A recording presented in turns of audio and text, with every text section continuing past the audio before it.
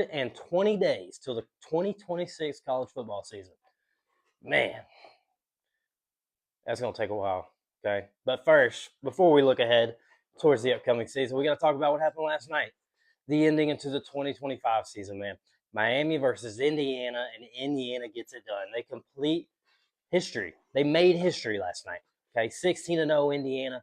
Kirk Cignetti gets it done. Kirk Cignetti takes one of the worst programs in college football history, and in 2 years makes them a national champion on top of the world.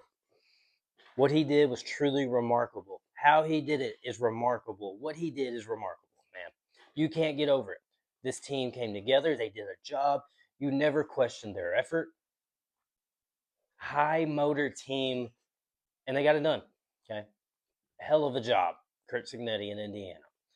And wow, just the game itself, it was a great game. You like as a college football fan, you couldn't ask for like, I mean, yeah, you can always get this happen, but in terms of the overall product of what happened in that game, you probably left satisfied. Okay, it was a great football game, and you can't argue that. Okay, you saw a lot of defense. You got some offensive sparks. Great game. Okay, and I predicted it would come down to the last drive, and whichever quarterback had the ball in their hands, they had to make a play if they wanted to win. And in this case, Carson Beck got the ball last, and he had to make a play, and it didn't happen. Throw a pick in the game, and that's that. All right, but I mean, I'm a big believer in you can decide games between 1 to 3 plays. I can go watch this whole game, but I can go and pick out 3 plays at probably at the most where yeah, this team won the game. For me, that one play was that block punt. That block punt, I feel like won the game for Indiana. All right, you stole 7 points. If that punt gets off, there's no guarantee you get 7. You stole 7 points right there. You won by 6. All right, and but in just that was the big play for me. Other big plays. Miami's first touchdown scoring drive of the game. 2 third down penalties on Miami. 2. You got off the field and you got a third down penalty. Right? Even right out of the half, it ended up not hurting them. But this is not one I don't think decided the game. But you had the 3rd and 17, you get a face mask call. Like those are penalties you cannot have. Miami killed themselves with penalties. And then the 4th and 5. Indiana, you're up 3. And I loved it. Go for the win. They went for the dagger. Okay, going up by 6, it doesn't do a whole lot. It makes Miami have to score a touchdown. And looking back, it's a great thing they did go for it. If you're an Indiana person, all right. 4th and 5, QB draw. I wonder where he's seen that. I didn't even see a tweet today. I honestly forgot about it. Week 1, Notre Dame versus Miami. Notre Dame ran the same exact play with the same exact result. QB draw worked to perfection. Okay, and Mendoza going airborne. Like, I don't know how he will be as an NFL prospect, as an NFL player, but one thing I do not have to question about him is his will and determination to win. Okay, you don't have to question that with him. He wants to win, and he showed you right there on that 4th down play. I know he doesn't particularly have a Heisman moment. I'll give him that right there. Okay, the most Heisman moment he has a Penn State throw. There's another one. Okay? You can say what you want, underwhelming, blah blah. End of the day, Indiana's 16-0, the national champion. And were they remarkable or whatever last night? No, they were not. I think we saw the most human version of Indiana in that game. Okay, they had false start. You hadn't seen them hardly have false starts all year. They had the false starts. Omar Cooper had a wide open drop at a critical moment. You don't see them do that. Like they made mistakes that Indiana doesn't make, and then that championship will do that to you. But they overcame them. Okay, they had 2nd and 1 right there at the end of the game to put it away, and they got the false start. And Miami ends up getting the ball back and having a chance to win that game. That is mistakes that Indiana does not make, and they made them, but they overcame them. Okay, but looking at the game, I preached and preached and preached the line of scrimmage. Who could win the line of scrimmage? I felt like both D lines won the line of scrimmage. Indiana's D line in the run game with the loops, the defensive end coming under the guard. I mean, listen, that guard, he would work upfield and that defensive end just loop right out. It was a great job. Great scheme, and it worked for the most part. Okay, Like I said, if you block it up right, you can hit a big one. And Miami hit a big one with Mark Fletcher. Okay, but for majority of the night, they were honestly stuffed up. They did get theirs though, here and there. I predicted that you would see wins and losses by both teams up front, and we saw that. Okay, and but the most impressive part I think from Indiana that I saw was the 3-man rush, dropping 8, and the coverage on the back end. That was great from Indiana. That was like one of the keys to the game for me for them. Big time production there when they did that. Now, Miami's defensive line, they had themselves a night too. They feasted on that right tackle, man. Mendoza is hurting this morning. But where they kind of came in trouble, one was the secondary. Okay, the penalties. Did they make a lot of great plays on the ball? Absolutely. But they had some, the holding, the pass interference, they got a few times. Okay, they got playing off, and Mendoza in this RPO scheme, man, they just pull and throw. They hit the quick hitch, hit the quick out. Like they burned them on that a couple times. Okay, and but one of the biggest X factors for me that I feel like didn't get talked about enough was these Indiana running backs. Okay, was the numbers great? Absolutely not. But these dudes run so damn hard, and they broke multiple tackles that kind of lit the game open. Okay, like they were one of the biggest X factors in this game. Kalen Black and Ramon Hemby, they did a job. Okay, this Indiana team, they're full of do a job guys. These guys did a job. They did little things. They ran their ass off. Did they have the best production? No. But they fought for every single yard. They fought for every inch. And if you turn on the film and watch, they're fighting like hell, man. And that was a big difference in this game to me. And it showed because Miami, the missed tackles, okay, it bit them in the ass last night. Okay. You cannot have that in a national championship game. All right. And when you got guys running like that, they're going to make you pay. Okay. And Mendoza, when you had the wheel like that, like he did on that 4th and 5, they're going to make you pay. And they did. All right.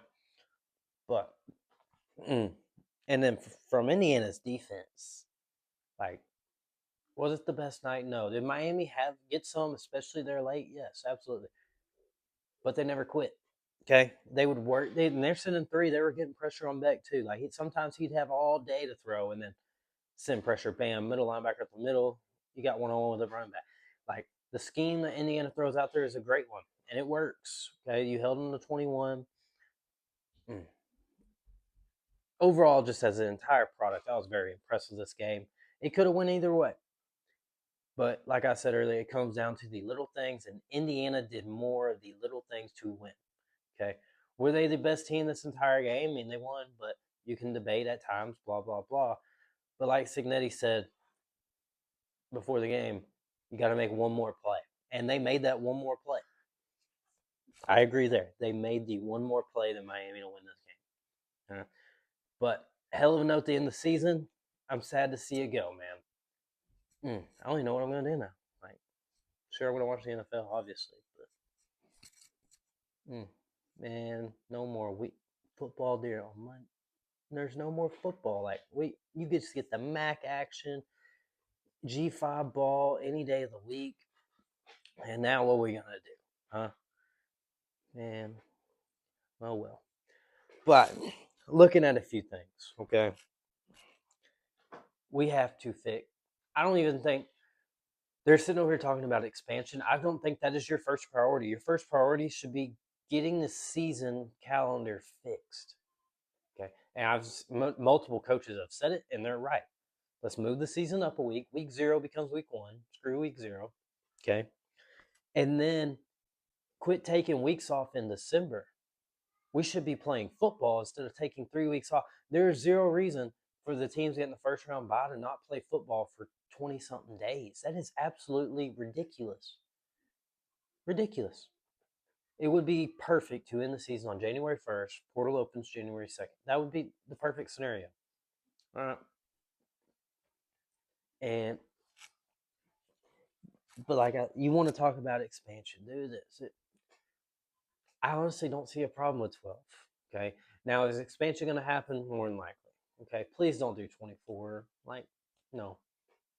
You don't need 24 teams in the playoff. A max of 16 would be fine. But that's a story for another day. But the biggest thing for me is you got to fix the calendar. Okay. Because then it would limit the portal chaos that these teams, like, imagine being Indiana or Miami, or I mean, basically any of these teams in the Final Four, and you're dealing with the portal. You're having to recruit for the portal. You're having to recruit high school. You're having to prepare your team for a game. Oh, and your assistant coach is coaching another school, so he's having to do all of that for his other school and prepare you for a game. Like, it's too much, man. It's too much. Like, you can't have that and get the highest quality product that's possible. So that is the priority number one for me that they need to fix. Priority number two. It's probably not even priority number two, but it's just a gripe of mine, and I'm sure a lot of college football fans agree. Why the hell are we playing games and, like, you're taking in another country, like Kansas State, Iowa State, they play in Ireland. Why the hell are we playing a conference game in week 0 out of the country? Why is that not a home field game? It's a conference game, and you're playing it out of the country. You're taking it away from what makes college football one of the best, is the atmospheres. But now let's send it to another country so they can experience. Leave that to the pros. Okay, like if the NFL wants to send them, all for it. But why send your college football team, who are not professional? So you're going to send your amateur football team to another country so a European can experience it, but they're not even experiencing it because one of the biggest experiences of college football is the atmosphere the home environment creates, and you are taking away from that.